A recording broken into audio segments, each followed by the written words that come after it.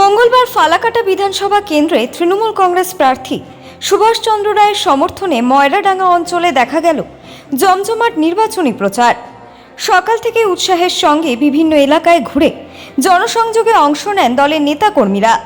বাড়ি বাড়ি পৌঁছে সাধারণ মানুষের সঙ্গে কথা বলে সরকারের উন্নয়নমূলক কাজ তুলে ধরেন এবং আসন্ন নির্বাচনে তৃণমূল কংগ্রেসের পক্ষে সমর্থন প্রার্থনা করেন।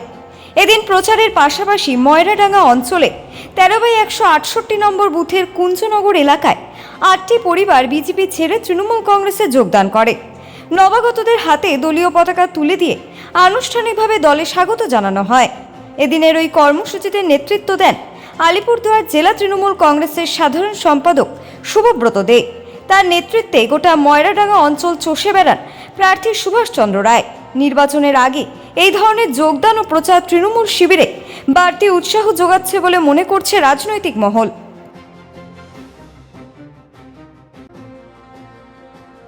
আছি ময়রাডাঙ্গা অঞ্চলের। আমরা আজকে জনসংযোগ যাত্রার মাধ্যমে আমাদের প্রিয় প্রার্থী সুভাষদাকে নিয়ে আছি। আমরা এখন কুঞ্জনগরের এই বুথটাতে আপনারা দেখলেন তারা বিজেপি এবং সিপিএম দলও ছিলেন। 8টি পরিবার দীর্ঘদিন থেকে তারা ছিলেন। আজকে তারা নিজেরাই আমাদের সাথে নেতৃত্বের সাথে যোগাযোগ করে তৃণমূল কংগ্রেসে জয়েন করলেন এবং আগামী বিধানসভা নির্বাচনে সুভাষদার হয়ে তারা ভোট করবেন। আমরা আশাবাদী ময়রাডাঙ্গা অঞ্চলে আমরা তৃণমূল কংগ্রেস আমরা লিড দিতে পারবো এবং এই বুথটা দীর্ঘদিন থেকে আমরা পিছিয়ে আছি। আজকে আমাদের শক্তি আরও বেড়ে গেল।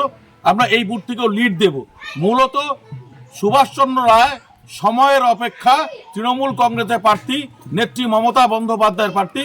ফালাকাটা বিধানসভা আসনে আমরা ন্যূনতম 15 থেকে 20,000 ভোটে দীপক বর্মনকে হারিয়ে নেত্রী মমতা বন্দ্যোপাধ্যায়কে সুভাষচন্দ্র রায়কে আমরা পাঠাবো বিধায়ক হিসাবে।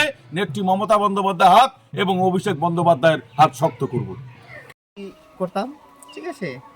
তো আমি এখন তৃণমূলে কাজকর্ম দেখে খুশি হয়ে এখন আমি তৃণমূলে জয়েনিং।